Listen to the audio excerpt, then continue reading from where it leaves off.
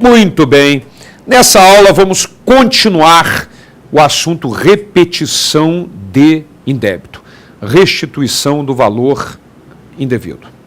Nós vimos, baseado no artigo 168, inciso 1º, que o prazo para pleitear a restituição administrativamente é de 5 anos contados da data da extinção do crédito tributário. Muito bem. Nós precisamos recordar um detalhe aqui, que é o lançamento por homologação. Como é que é o lançamento por homologação?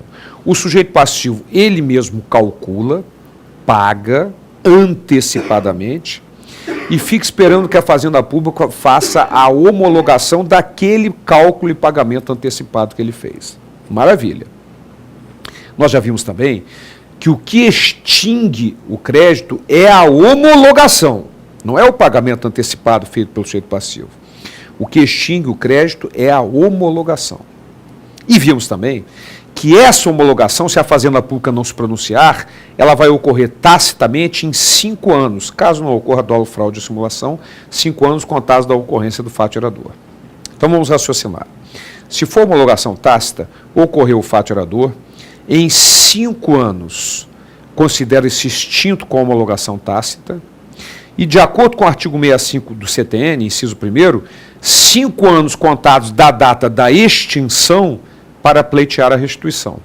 Então, observem que no caso de homologação tácita, ele teria 5 anos do fato gerador até considerar-se extinto, e, pela homologação tácita, e da data de extinção, de acordo com o artigo 168, inciso 1º do CTN, 5 anos para pleitear a restituição. Então, vou repetir, para ficar bem claro.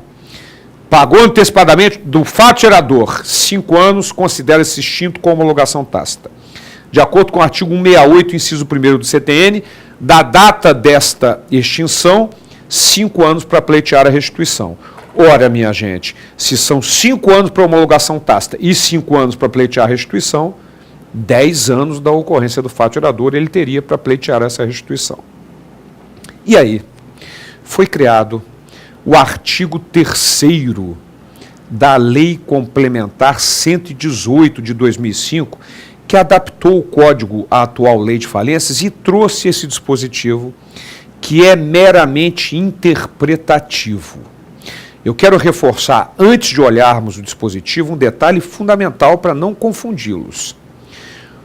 No lançamento por homologação, o que extingue o crédito sempre foi, é e vai continuar sendo a homologação do lançamento, tácita ou expressa.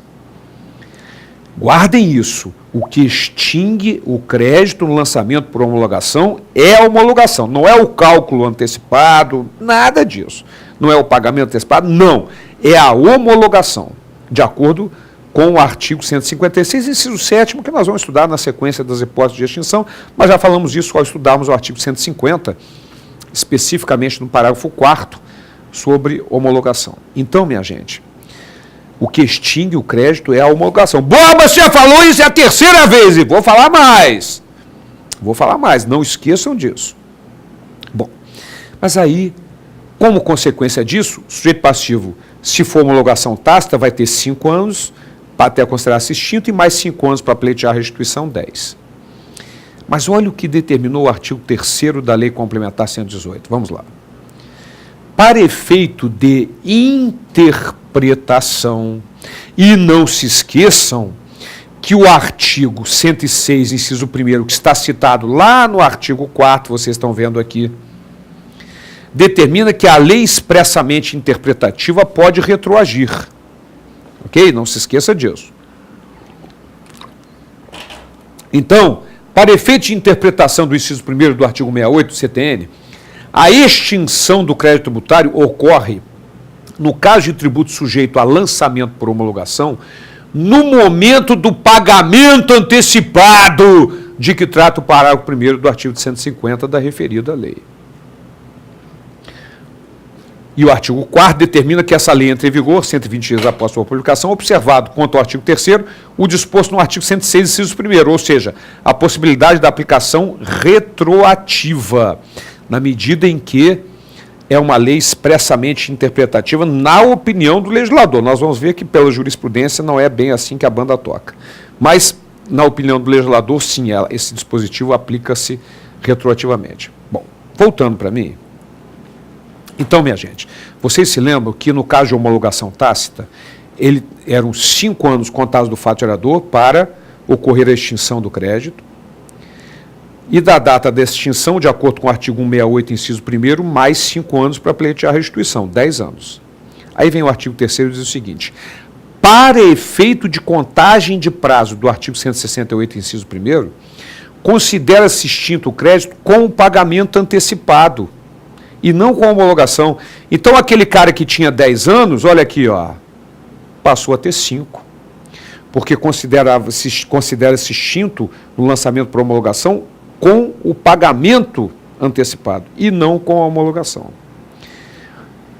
Por favor, cuidado, eu vou repetir, vocês vão me chamar de chato, mas eu vou repetir. O artigo 3º da Lei Complementar 118, que acabamos de ver, não modificou nada o CTN. O que extingue o crédito, de acordo com os parágrafos do artigo 150 e o 156, inciso 7º do CTN, que nós vamos estudá-lo, sempre foi e vai continuar sendo a homologação e não o pagamento antecipado. Apenas para efeito de contagem do prazo do artigo 168, inciso 1º do CTN, é que considera-se extinto com o pagamento antecipado, para que o sujeito passivo não possa mais ter 10 anos, e sim apenas 5, porque considera-se extinto não com homologação, como é de fato, mas sim com o pagamento antecipado. Para efeito de aplicação do artigo 168, inciso 1º.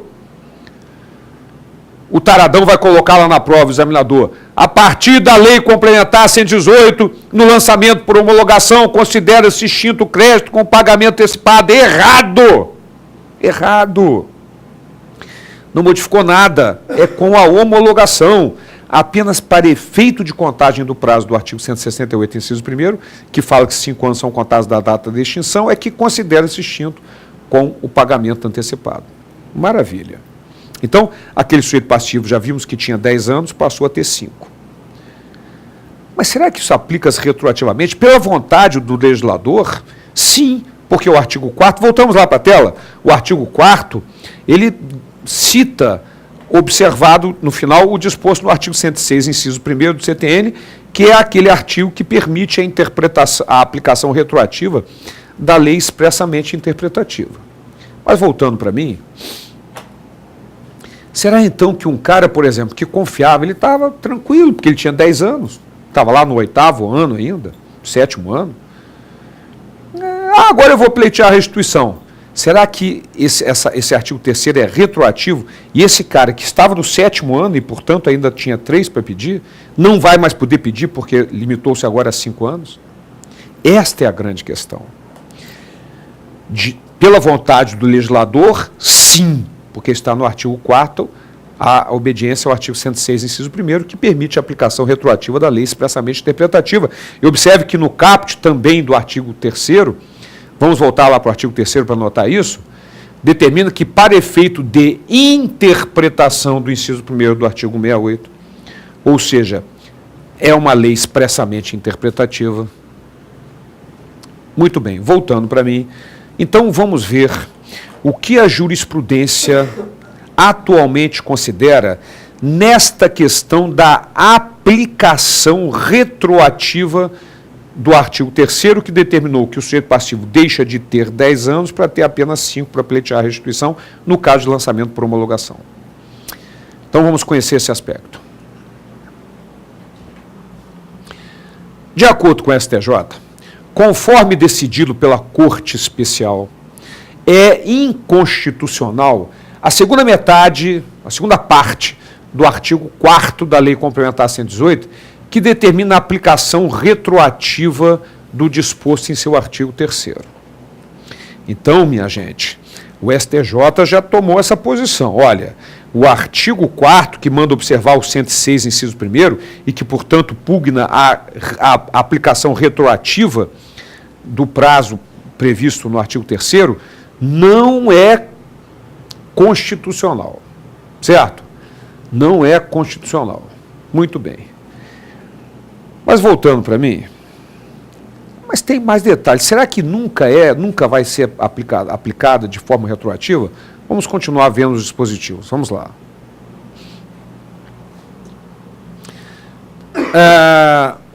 De acordo com o STJ, extingue-se o direito de pleitear a restituição de tributo sujeito a lançamento por homologação, não sendo essa expressa, ou seja, ser tácita, que ocorre 5 anos depois do fato gerador, somente após o transcurso do prazo de 5 anos contados da ocorrência do fato gerador, acrescido de mais 5 anos contados da data em que se deu a homologação tácita, ou seja, 10 anos, de acordo com o STJ, que era o que realmente acontecia antes da Lei Complementar 118. Mas continua o STJ. Já se pacificou o entendimento no sentido de que, em se tratando de pagamentos indevidos efetuados antes da entrada em vigor da Lei Complementar 118, o prazo prescricional para o contribuinte pleitear a restituição do indébito, nos casos de tributos sujeitos a lançamento por homologação, continua observando a cognominada tese dos 5+5, desde que, na data da vigência da lei nova, sobejem no máximo 5 anos da contagem do lapso temporal. Borba, mas que linguagem chata, isso aí eu não entendi muito bem não, Borba. Não entendi muito bem, Borba. Ora, voltando a imagem para mim, olha só. O que o STJ determina, os ministros determinaram, numa linguagem realmente não muito sofisticada, mas é fácil de entender. Ele calculou e pagou indevidamente. Em 5 anos ocorre a homologação tácita, mas na verdade, de acordo com o artigo 3º da Lei Complementar 118, ele tem 5 anos contados do pagamento antecipado. Antes da Lei Complementar 118, ele teria, no caso de homologação tácita, 10, porque em 5 anos do pagamento do fato gerador ocorre a homologação tácita, extinguindo o crédito, e da data da extinção, 5 anos para pleitear a restituição. Mas com o advento da Lei Complementar 118, considera-se extinto para efeito de contagem desse prazo com o pagamento antecipado de tal modo que ele ficou com 5 anos. Qual é a posição do STJ nessa linguagem sofisticada? Se porventura não tiver ainda passado 5 anos do pagamento antecipado e foi publicada e entrou em vigência a Lei Complementar 118, que foi dia 9 de junho de 2005, então, se em 9 de junho de 2005 não tiver passado ainda 5 anos do pagamento antecipado, o artigo 3º retroage. E aquele cara que teria 10 anos pela aplicação da legislação anterior, passa até apenas 5. Então, por exemplo, ele estava no 4º ano ainda. Entrou em vigor a Lei Complementar 118, com o seu artigo 3º, antes dessa publicação, ele tinha 10 anos. E vai passar a ter 5. Vai ser aplicado retroativamente. Por quê? Porque ele ainda tem 1 ano, ainda tem um prazo para pleitear a restituição. Ele já sabe que deixou de ser 10 anos e passou a ser 5. Então ele vai entrar, ele quer ser a pressa para entrar. Se, no entanto, ao entrar em vigência a Lei Complementar 118, já tiver passado mais que 5 anos, se essa lei retroagisse, ele não poderia mais pleitear a restituição. Então, neste caso, ela não retroage. Ela não retroage. E ele vai continuar gozando os 10 anos para pleitear a restituição. Então, em resumo, o que o legislador, os ministros colocaram na decisão do STJ é que essa lei retroage sim, desde que do pagamento antecipado não tenham passado 5 anos ao entrar a vigência da Lei Complementar 118. Legal? Mas vamos adiante aqui. Finalizando a posição do STJ, essa regra se coaduna com o disposto no artigo 2028 do Código Civil, segundo o qual serão os da lei anterior os prazos quando reduzidos por esse código, e se na data de sua entrada em vigor já houver transcorrido mais da metade do tempo estabelecido na lei revogada. Certo, moçada? Voltando para mim, então essa é a questão da aplicação retroativa do artigo 3º da Lei Complementar 118. Retroage sim, determinando que deixa de ser 10 para ser 5, se e unicamente, de acordo com o STJ, não tiverem passado 5 anos ainda do pagamento antecipado. Porque aí o sujeito passivo vai saber da notícia e ainda tem tempo para pleitear a restituição dentro dos 5 anos. Então, essa parte, nesse caso, a lei retroage.